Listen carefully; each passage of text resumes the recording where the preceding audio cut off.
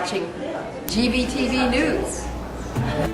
Thanks, Gloria, and I'm Randy Hansen. In today's World News headlines, half of Vanuatu left homeless after devastating cyclone. And Syrian conflict enters fifth year. Aid groups say 2014 was worst to date. Kerry backs talks with Syrian President Assad. And a report says U.S. and Iran differ on sanctions and nuclear inspections. Netanyahu trails on polls on eve of Israeli election, Arab coalition poised for key role. Hundreds of thousands protest Rousseff in Brazil, and Maduro granted decree powers of Venezuela, and Bolivian president calls for U.S. apology. And court upholds deportation order for the Salvadorian general in landmark human rights case, and real estate heir Robert Durst arrested for 2000 murder. And New York City activists rally at home of billionaire hedge fund investor. GVTV News is broadcast on Grass Valley Television, division of Rural Counties Television Network, whose focus is on community involvement. We also air on NCTV. But before these stories, GVTV News would like to thank one of our underwriters who supports your only visual video news media in Nevada County. That's right, it's us. GVTV News.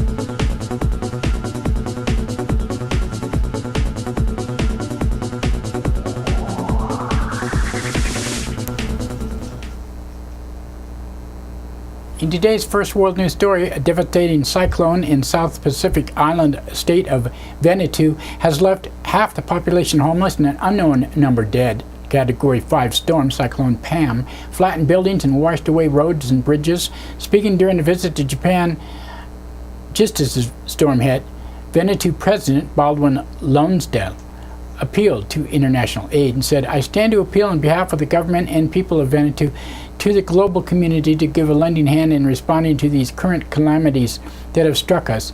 Fellow heads of state, governments, and development partners, we have all experienced our forms of disaster at one time or another. Today, we appeal for your assistance."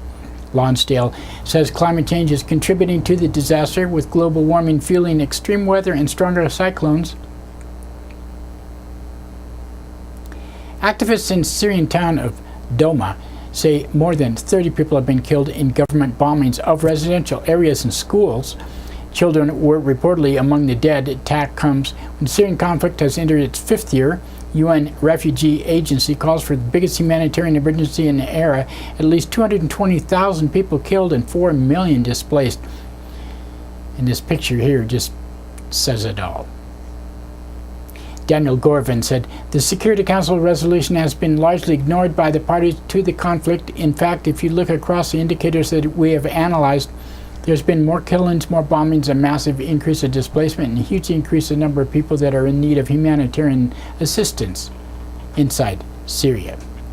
As the Syrian conflict marks its 4th anniversary, the Obama administration has publicly backtalked with the Syrian President Bashar al-Assad, who's been slaughtering all of his own people. The Obama administration has quietly stopped calling for Assad's ousting, with the rise of the self-proclaimed Islamic State crossing paths with Syria and large neighboring Iraq. John Kerry says the United States and allies are mulling options to bring Assad back to the table. And he says, "We are working very hard with other interested parties to see if we could reignite diplomatic outcome." Why? Because everybody agrees there's no military solution, the only political solution. But to get Assad regime to negotiate, we're going to have to make it clear to him that there is a determination by everybody to seek a political outcome and change of his calculation about negotiation. That's underway right now, and I am convinced with the efforts of our allies and others that there will be increased pressure on Assad. Margaret Brennan said, and you're willing to negotiate with him? And the Secretary of State said, well, we have to negotiate in the end. Despite Kerry's comments, the State Department says the United States refuses to negotiate with Assad directly. So I guess there's a few wires crossed there. Iran has resumed talks with the United States and 5 other world powers in Switzerland ahead of the month's deadline for a framework nuclear deal. New York Times reports negotiators are confronting last-minute obstacles over the timeline for easing the sanctions on Iran. Intensity of the international inspections. Iran wants an immediate end to all United Nations sanctions and has rejected U.S. demands for inspection of any potential nuclear site, including Iranian military bases. Head of the new talks, Secretary of State John Kerry was mum about the deal's chances. He said, as you know, we have set the end of the month as a deadline, so we are all going to understand that the time is critical. Can't tell you whether or not we have a deal or whether we're close. Talk resumes as the eve of the national elections in Israel, where leading opponents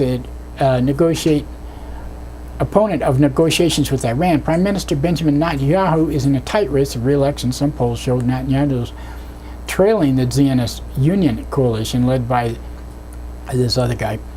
And it's hard to say what's happening there. The United States, President Obama's regime has been trying to topple Netanyahu's. We'll see what happens. In recent speeches, Netanyahu has suggested he would never withdraw from the occupied territories and allow a Palestinian state there. His foreign minister, Avigdor Lieberman, recently made headlines by calling for the beheading of disloyal Arab Israeli citizens. Well, he was upset, I guess. More than 1 million people rallied in Brazil on Sunday to protest against the government of President Dilma Rousseff. Organizers called the day of action to oppose a sluggish economy and a corruption scandal at the state-run energy company Petrobras. According to Reuters, many protesters came to the country's wealthier classes, traditional foes of the Rousseff Workers' Party. Rousseff is narrowly re-elected to a second term in October.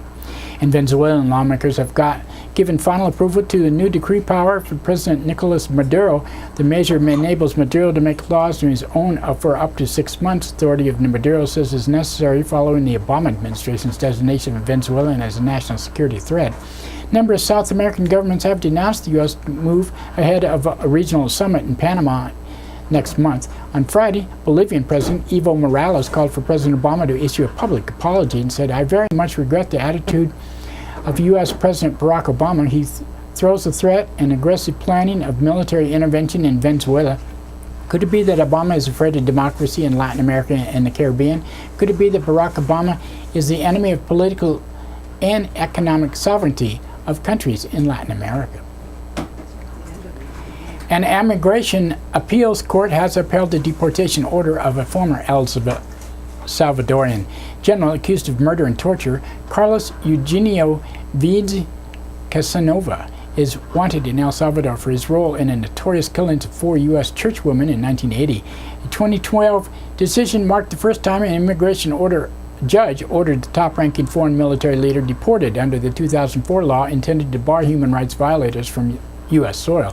Vides is a close U.S. government ally during his silent defense of the Salvadorian junta in 83 to 89. Churchwoman's family was fought years to hold him and others U.S.-backed Salvadorian officials responsible for the death. In the ruling last week, Board of Immigration's Appeals found that ample evidence Vides was complicit with the Americans' rape and murder as well as torture of political prisoners. Vides lives in Florida, can still appeal in federal court. And Robert Durst, back in the spotlight again, the estranged son of the New York's most prominent real estate families has been arrested on murder charges over the killing of longtime friend in 2000. Durst is suspected of multiple killings for years. Authorities are still investigating him over the disappearance of his wife in 82.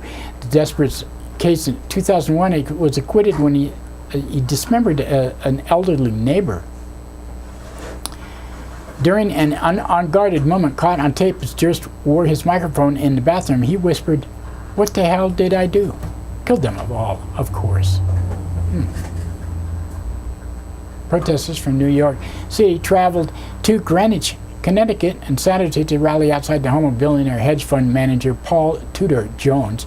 Protest comes as part of a project called Hedge Clippers, which seeks to highlight the roles of hedge fund leaders in steering New York State towards policies to favor the rich. The group recently reported hedge fund managers have flooded New York State with nearly $40 million in political contributions since 2000. Largest individual beneficiary has been Democratic Governor Andrew Cuomo, who has received nearly $5 million, much of it from founders and backers of the charter schools. Activists Jonathan Westland and Zakiya Ansari described the reason for targeting Paul Tudor Jones's net worth more than $4 billion. And that's it for the World News today. Now another thanks to one of our underwriters who supports your only visual video news media in Nevada County. That's right, it's us, GVTV News.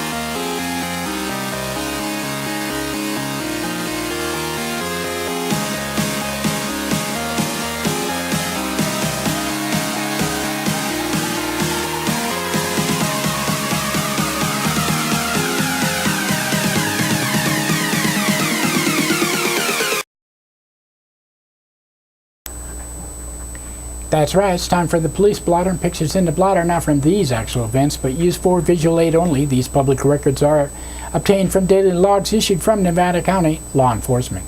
Grass Valley Police Department on Friday, 8:05 a.m., a caller reported a man inside a business on the 100 block of Neal Street. The caller said the man was making employees uncomfortable.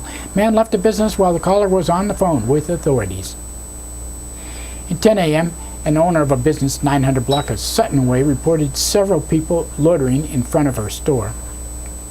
In 10:02 a.m., a caller from 600 block of Whiting Street reported a suspicious man riding a bicycle nearby. Officers were unable to locate the man. At 11:08 a.m., a resident from 400 block on Mill Street called to report a stolen bicycle.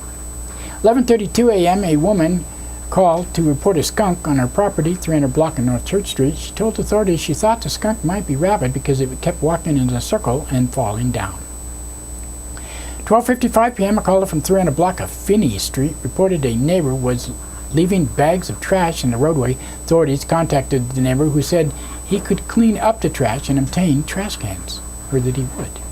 2:24 p.m., a caller from authorities told authorities that someone had just fired a gun near Minnie Street in Condon Park before driving off. 2 minutes later, another call reported a man in a blue van had fired a black semi-automatic gun into the air near the entrance of Condon Park before driving off. Authorities took a report.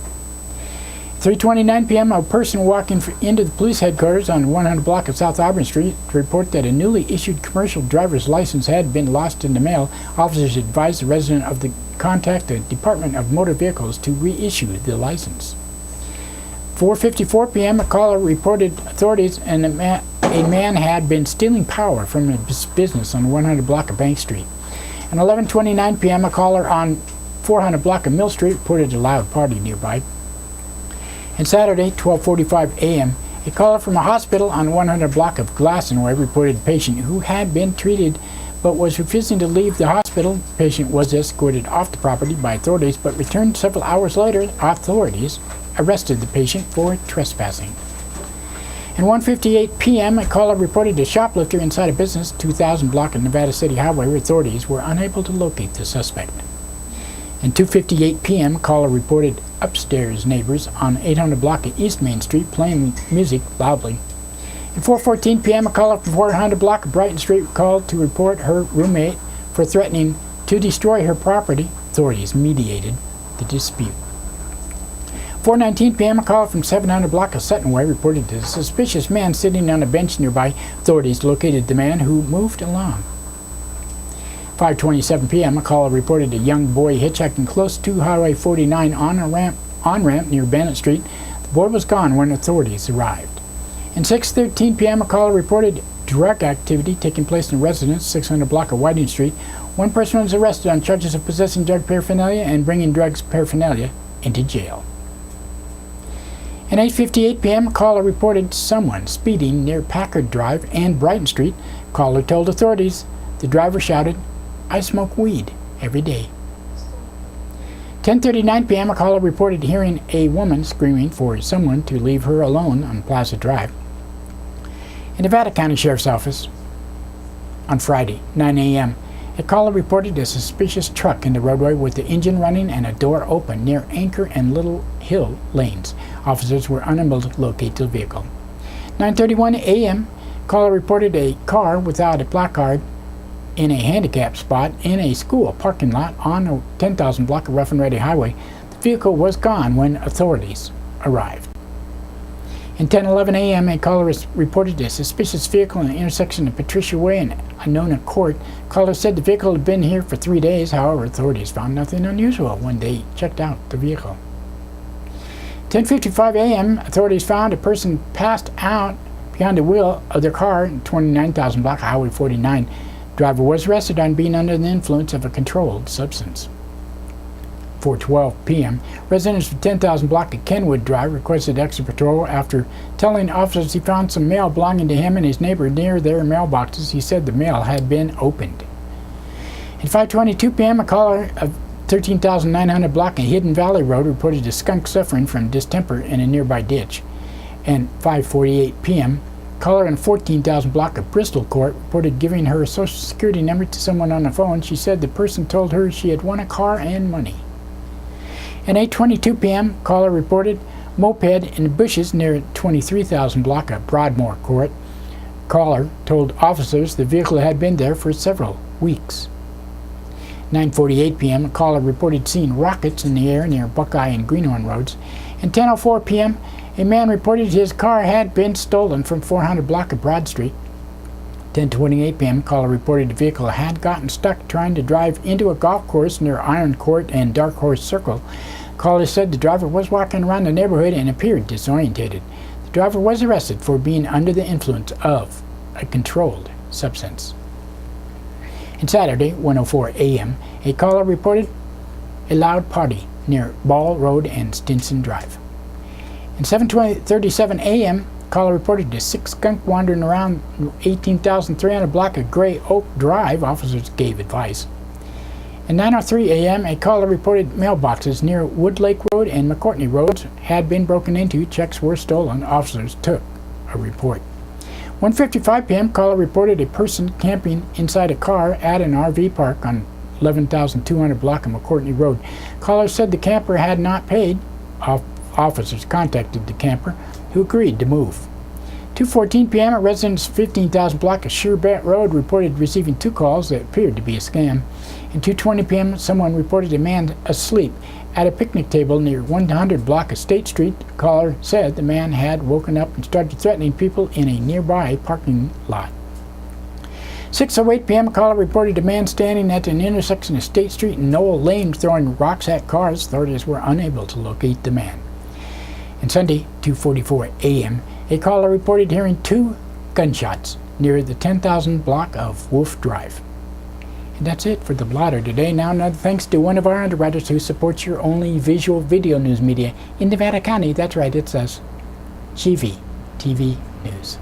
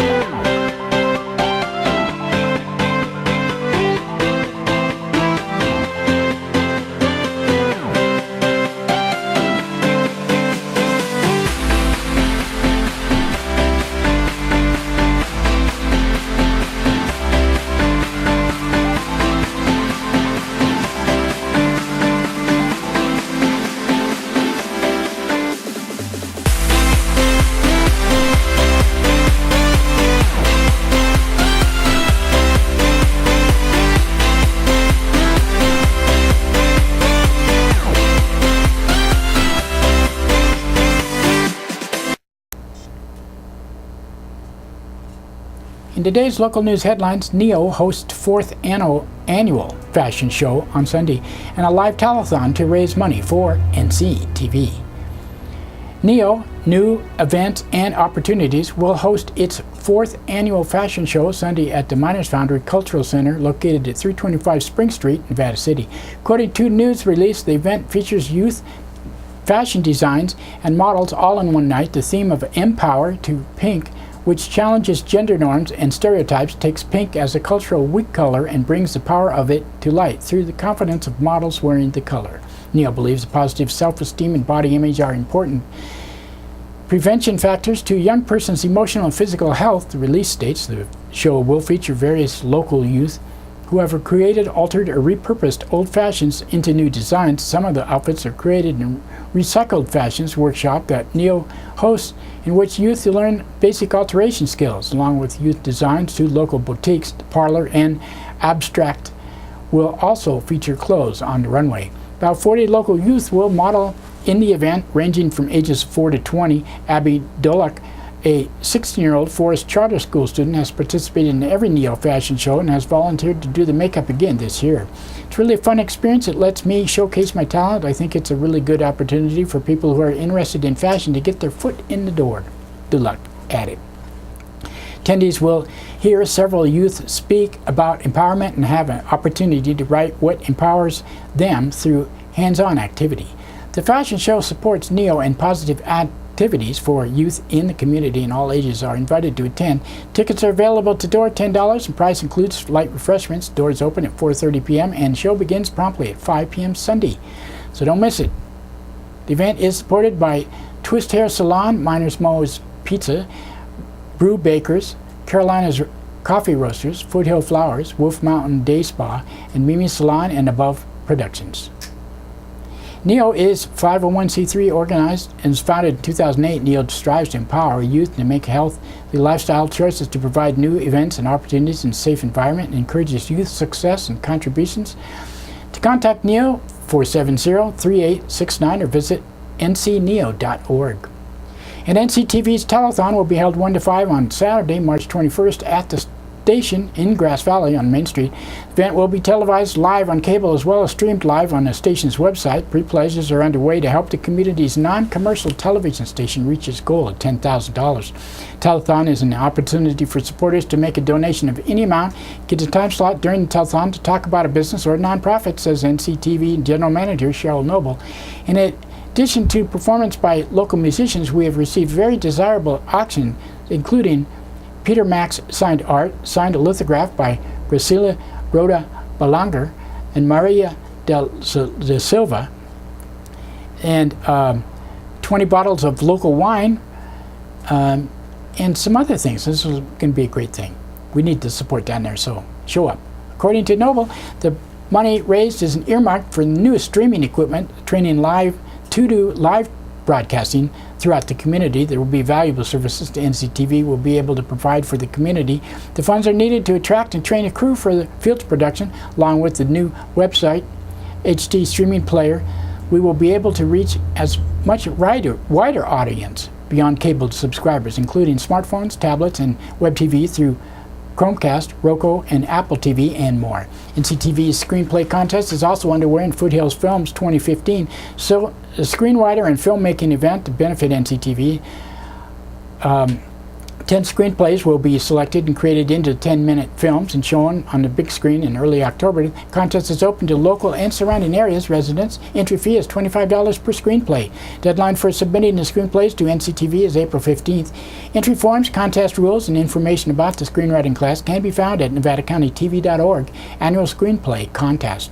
Telethon can be seen on Comcast Channel 11 and Suddenlink Channel 16. It will also be streamed live on the website at NevadaCountyTV.org. So if you don't have Comcast, you can also get it on the internet. Pledges can be made during the telethon or now by calling 272-8862 or clicking the donate button on NevadaCountyTV.org. NCTV is at 134 East Main Street in downtown Grass Valley. See you there.